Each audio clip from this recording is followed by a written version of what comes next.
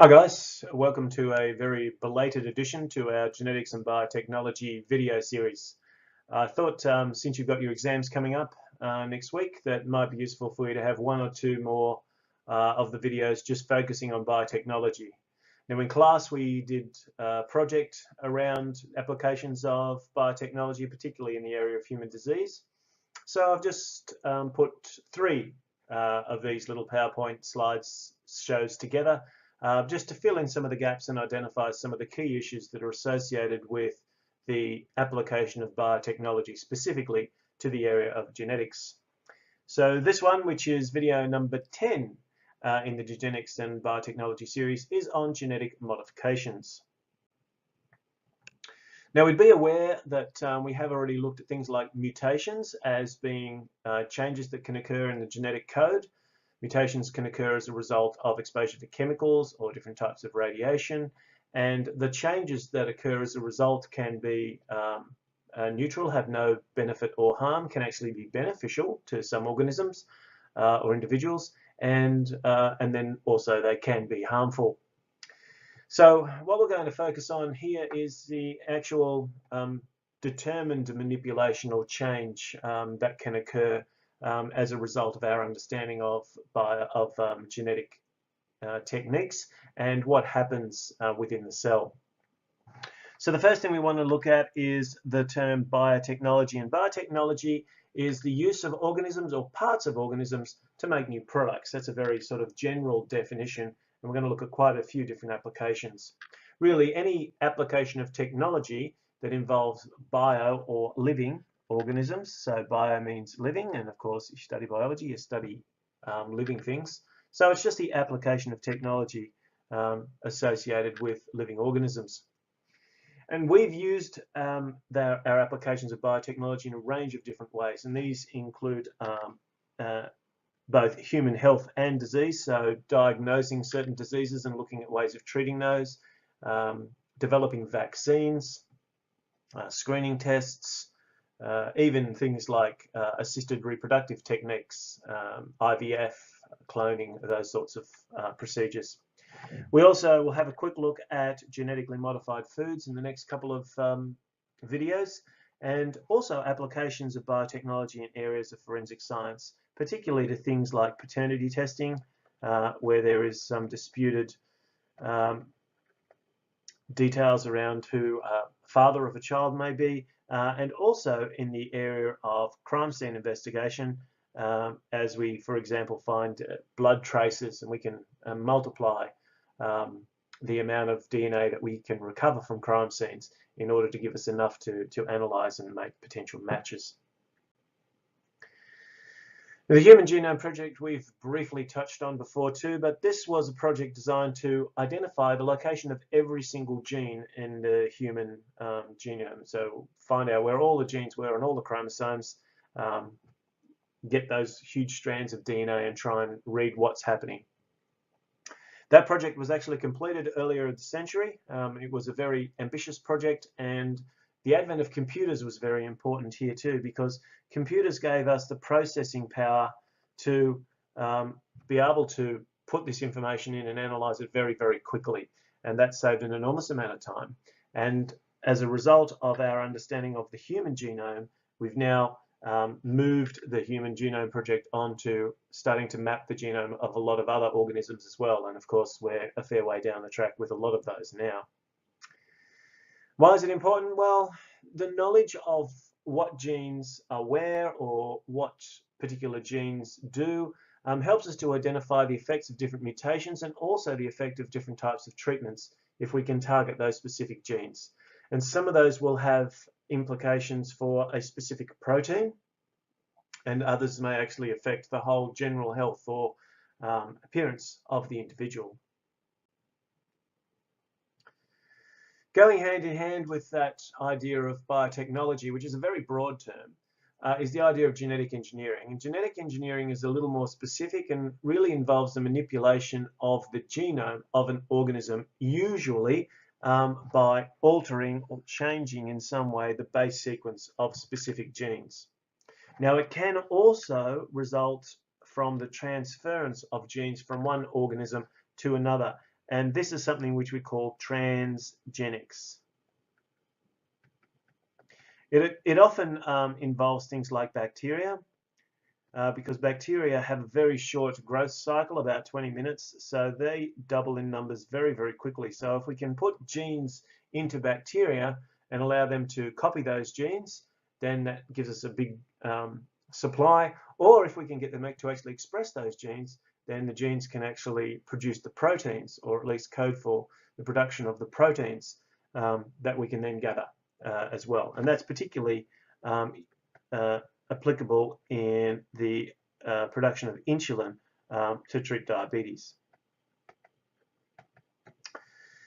Now, genetic engineering may be that high-tech level, or it may also just be about altering phenotypes through artificial selection. So that could include even things like looking at dog breeds or horse, cattle, sheep, pigs, to try and select which of the males are going to reproduce with which of the females in order to try and maximize the most favorable characteristics that you want.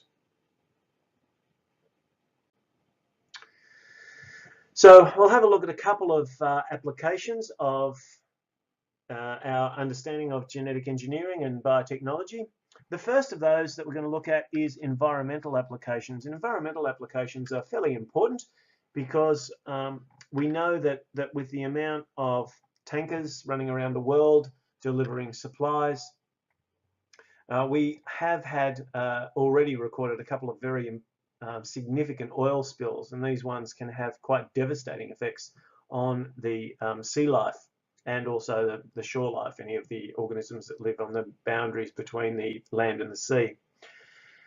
Also, we know that mining, which is a very important source of some of Australia's wealth, can also lead to the production of waste materials, and they have to be disposed of or dealt with or dumped or dealt with in some way. And so one of the applications of biotechnology is in the area of seeking to develop bacteria that contain specific genes for proteins that will break down oil deposits or mining waste. So the actual protein itself will combine with the oil or the products of mining waste to neutralize those and reduce their impact on the environment. Likewise, other microbes have also been investigated in order to make modifications to enable the extraction of heavy metals. Lead in particular is a very important pollutant or potential pollutant which has quite devastating effects on human health. And so we want to try and make sure that we minimize the amount of lead that's in the environment and dispose of any as quickly as we possibly can as soon as we find it. So organisms that have been genetically modified to be able to extract these heavy metals are certainly going to have a very positive effect on the environment. There's been a lot of applications of biotechnology and genetic engineering to the field of agriculture. In fact, not only the introduction of transgenic animals, so organisms which have genes from one organism inserted into another,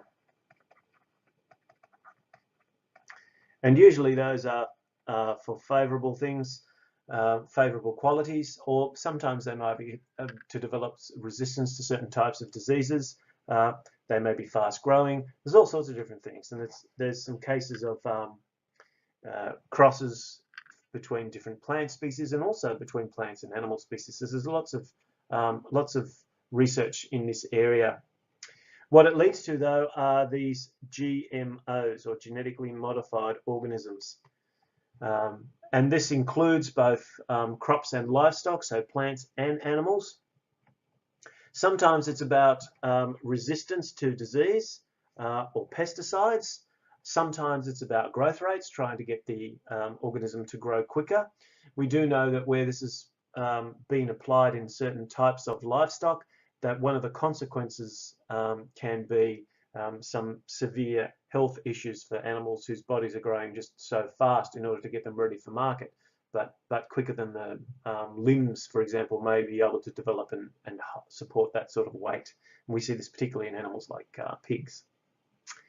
There's also cases where genes have been inserted from one plant species, like a daffodil, into golden rice.